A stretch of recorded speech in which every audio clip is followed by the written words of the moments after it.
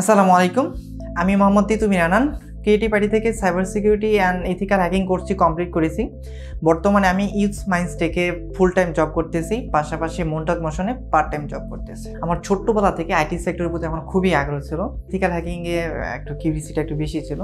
তো এই কিউরিসিটি থেকে পেশনে আসা, পেশন থেকে আলহামদুলিল্লাহ প্রফেশনে। আমার যে শুরুর যে জার্নিটা ছিল, শুরুর দিকে আমি নিজে শেখার অনেক ট্রাই করছি। তো একটা সময়ে মানে সব কিছু ইনকমপ্লিট ছিল, অগোছালো ছিল।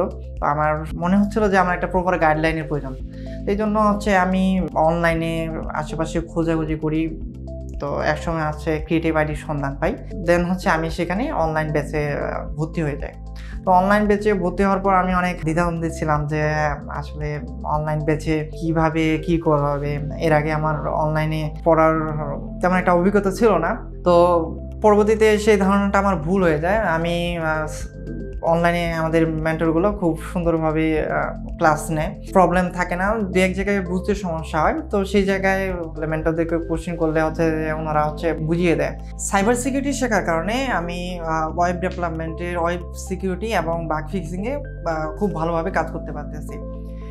বর্তমানে আমি ইউথ মাইন্ডসটেকে ফুল টাইম হিসাবে জব করতেছি এবং মন্টাজ মোশনে আমি পার্ট টাইম হিসাবে জব করতেছি।